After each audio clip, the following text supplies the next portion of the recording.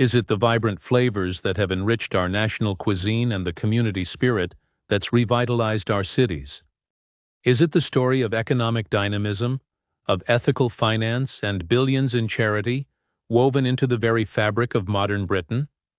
Or is it the shadow of extremism that has, at times, challenged our security, our values, and our sense of who we are? Is it a story of division, of parallel lives lived in the heart of our towns, and of a struggle for belonging that sometimes curdles into hate? The answer isn't simple, it's both. This is the story of two Britons intertwined and inseparable. It's a story of profound enrichment and deep societal tension, often happening on the very same street. To understand Britain today, and to get a glimpse of its future, we have to look at the whole picture: the good, the bad, and the deeply uncomfortable. This is the story of how one religion created two legacies at the very same time, building these new communities from the ground up. These families held on to their faith, observing prayers and Ramadan, and slowly started pooling their money for burial grounds and eventually mosques. Then, in the Victorian era, something different started happening. Elite Britons began converting. Intrigued by the culture and philosophy they encountered through the empire, a number of aristocrats and intellectuals embraced Islam. A solicitor named William Quilliam, who converted in Morocco, came back to found Britain's first mosque in Liverpool in 1889. He was eventually named the leader of Britain's Muslims by the Ottoman Caliph himself, and even sent a book about Islam to Queen Victoria, who reportedly enjoyed it. These stories, of kings and sailors, merchants and aristocrats, show us this wasn't a sudden arrival, but a long, slow evolution. And it was on this centuries-old foundation that the Great Migration of the post-war era would be built. The Britain that crawled out of the Second World War was a nation in need. To rebuild its industries and staff its brand-new National Health Service, it looked to the Commonwealth, inviting waves of migrants. This started one of the biggest demographic shifts in British history. What began as a trickle of Muslim sailors and a few intellectual converts became a flood of families and communities. The numbers tell a story of incredible speed. In the 2011 census, England and Wales had 2.7 million Muslims, making up 4.8% of the population. Just 10 years later, in 2021, that number surged to nearly 3.9 million, a stunning 43% increase. Today, Muslims represent 6.5% of the population, or just under 1 in every 15 people. To put that in perspective, between 2011 and 2021, the growth in the Muslim population accounted for a third of the total population increase in England and Wales. While the number of people identifying as Christian has dropped below 50% for the first time, Islam is the UK's fastest-growing religion. You can see this transformation on our streets. Britain's first purpose-built mosque was established in Woking in 1889. Today, there are thousands of mosques across the country, their minarets and domes becoming familiar features of the urban skyline, often just streets away from historic church spires. It's a powerful symbol of the new Britain. The heartlands of this new population are the UK's great industrial cities. Birmingham is home to the largest single Muslim population in the country, with over 341,000 residents. It's followed by Bradford with nearly 167,000, and London boroughs like Tower Hamlets and Newham. In these areas, the Muslim presence isn't just a minority community. It's a core part of the city's identity, shaping its culture and its economy. The community itself is incredibly diverse. It includes families who trace their roots to post-war migrants from Pakistan and Bangladesh, refugees fleeing conflict in Somalia and Syria, and a growing number of converts. It's also a young community. Census data from 2021 shows that the average age for British Muslims is just 27, compared to 40 for the overall population. The Secretary-General of the Muslim Council of Britain has called this youthful population a strategic national asset, pointing to the immense potential for the country's future. This rapid growth has, without question, brought a wave of cultural enrichment that has been absorbed into the mainstream. It's a story celebrated in politics and media, a story of diversity and multicultural vibrancy. It's the story of how Britain's palate, its high streets, and its economy have been changed forever, and in many ways, for the better. This is the first half of Islam's legacy, a story of profound and positive transformation. When you think of Islam's impact on the UK, your mind probably goes straight to food. The corner curry house, the kebab shop, the fragrant spice aisles in the supermarket, they're all as British now as fish and chips. But this culinary revolution is just the most visible slice of a much bigger economic engine, a multi-billion-pound ecosystem of commerce, finance, and charity that has become a vital part of the UK economy. It starts with halal. For Muslims, halal means permissible, and it's a principle that goes far beyond diet. In the economic world, though, its most prominent use is in food. The demand for halal food has fueled a UK industry estimated to be worth over $1 billion a year. This isn't a niche market anymore. Major supermarkets all have dedicated halal sections, recognizing a powerful consumer base. And chefs like Nadia Hussain, winner of the Great British Bake Off, have brought dishes blending Islamic heritage with British style into millions of kitchens. But this economic impact doesn't stop at the dinner plate. The same ethical principles behind halal food also underpin Islamic finance, a sector where Britain has cleverly positioned itself as the leading Western hub. Islamic finance operates on Sharia law, which forbids charging interest and instead promotes ethical, risk-sharing investments. And it's finding a growing audience, not just among Muslims, but among ethical investors who are wary of the conventional banking system. The UK government has actively courted this growth.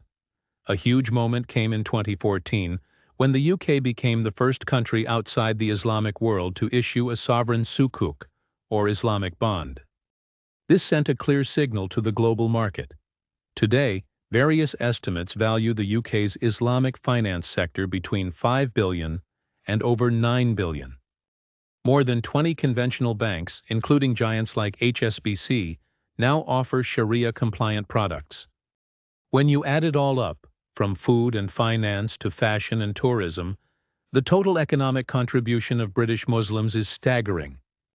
Different studies give different figures, but credible estimates place the annual contribution somewhere between $31 billion and an astonishing $70 billion a year. This isn't just about spending, it's about creating jobs, driving innovation, and fueling the national economy. And then there's the incredible impact of charity. Zakat, obligatory charity, and Sadaqah, voluntary charity, are central to Islam.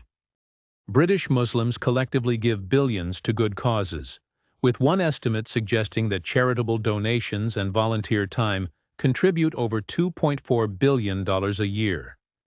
During Ramadan alone, a time of intense giving, donations are estimated to pump hundreds of millions into the economy, funding everything from local food banks, which serve people of all faiths, to international relief campaigns. This is the tangible, quantifiable legacy of enrichment.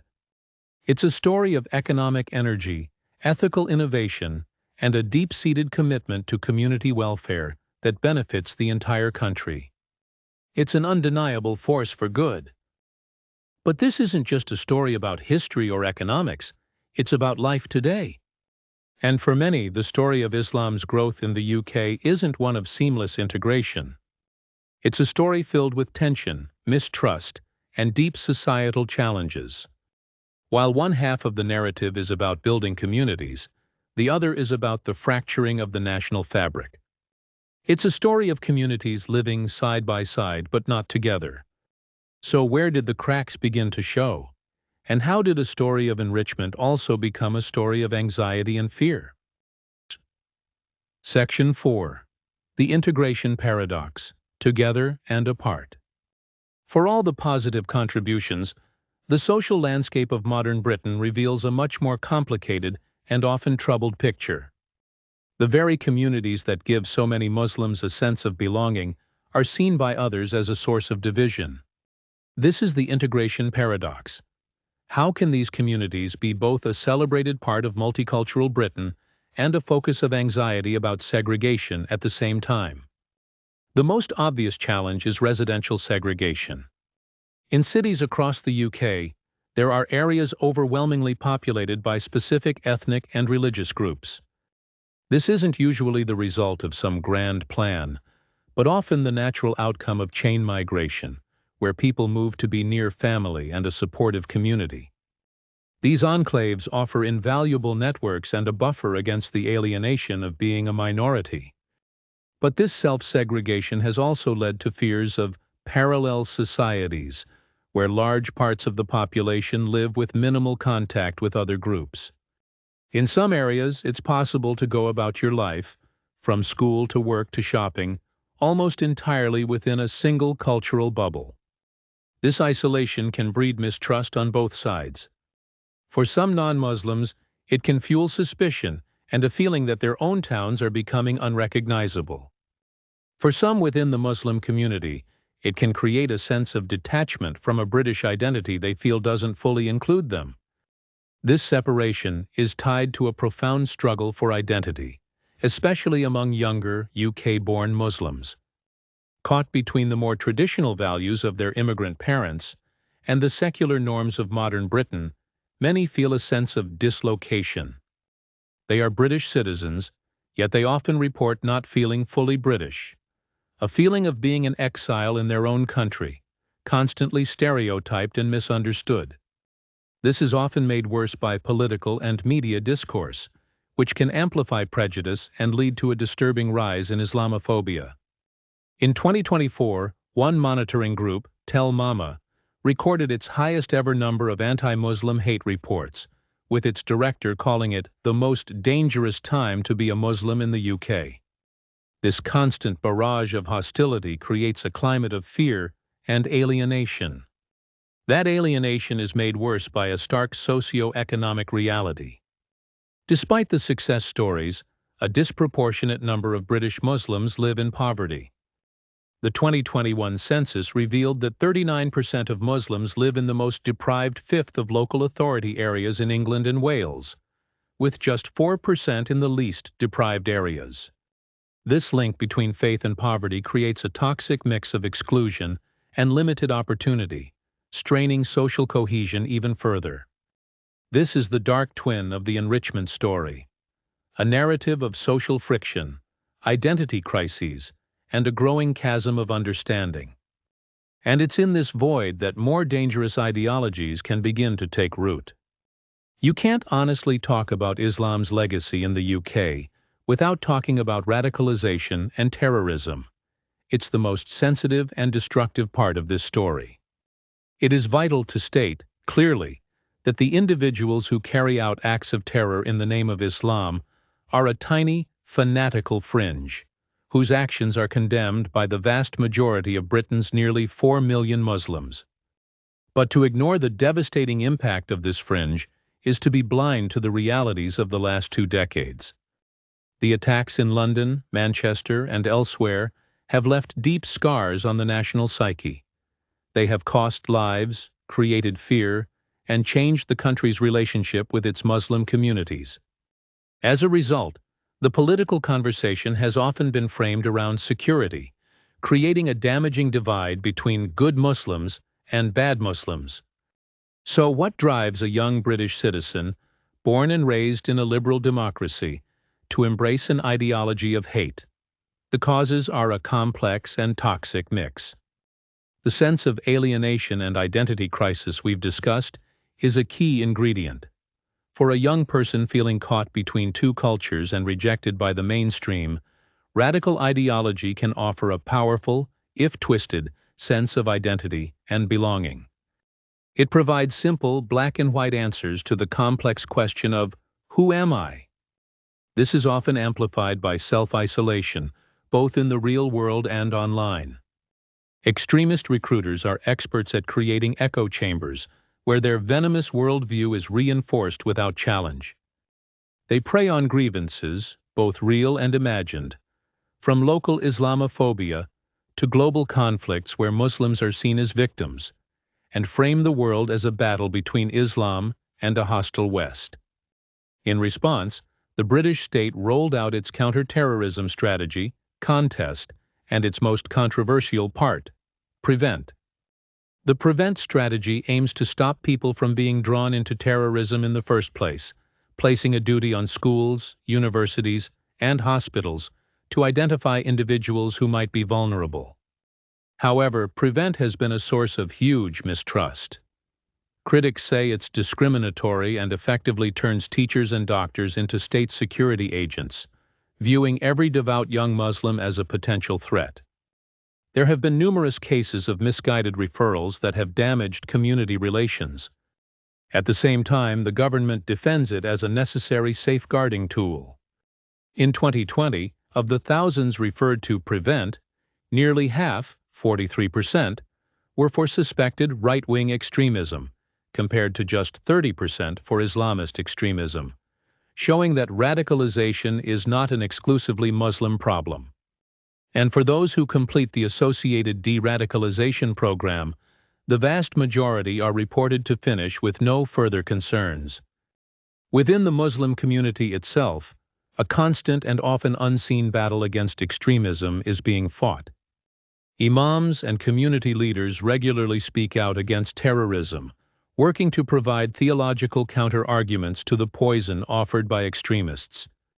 Mosques run youth programs designed to foster a positive, integrated British Muslim identity. These efforts are a critical but often underreported part of the story, fought not just by the security services, but by ordinary British Muslims in their own communities every single day. These tensions don't just stay behind closed doors.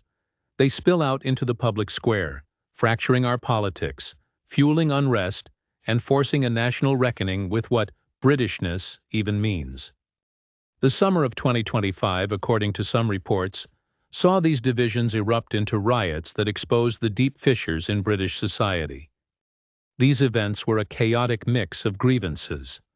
On one side, Islamist groups clashed with police, their anger fueled by a mix of domestic and international issues. On the other, far-right groups launched retaliatory attacks on mosques.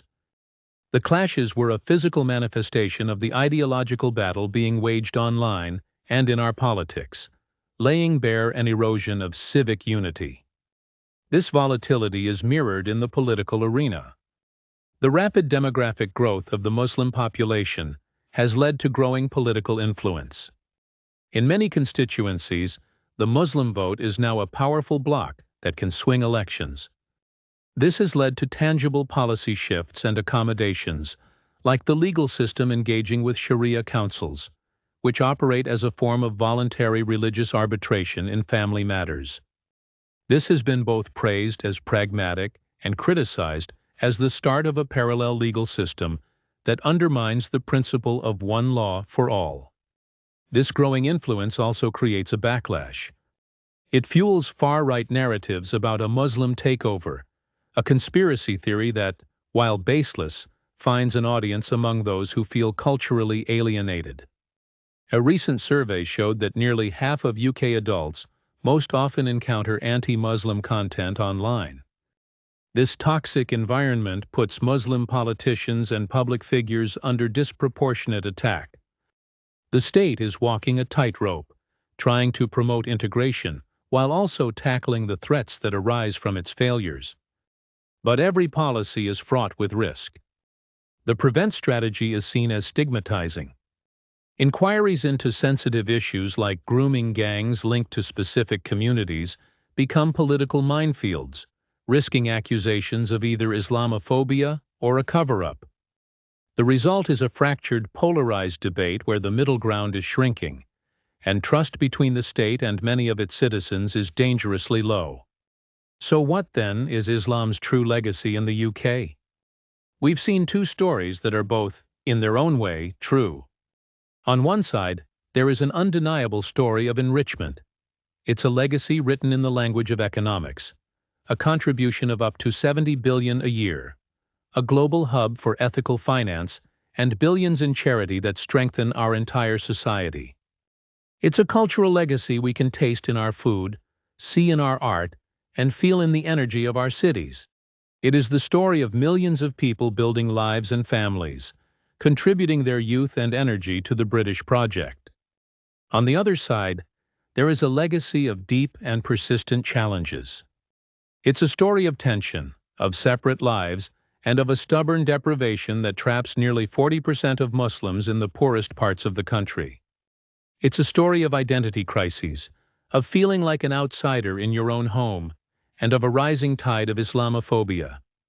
And at its sharpest edge, it is the legacy of radicalization, a fringe ideology that has cost British lives and fractured national trust. The truth is, Islam's legacy isn't one or the other. It's both. It is the Halal butcher shop and the terror attack memorial. It is the community Eid festival and the far-right protest. It is the story of two Britons, intertwined, and the challenge of our time is to navigate the space between them. The story of Islam in Britain is still being written. The history is long, but the chapter of mass migration is still new. The question for everyone, Muslim and non-Muslim alike, is who gets to hold the pen? We've covered a lot of sensitive ground, and the conversation shouldn't end here. What's your perspective? What have you seen in your own community that reflects this dual legacy? Let us know your thoughts respectfully in the comments below. And if you believe these complex stories need to be told, please like this video, share it, and subscribe for more content that goes beyond the headlines.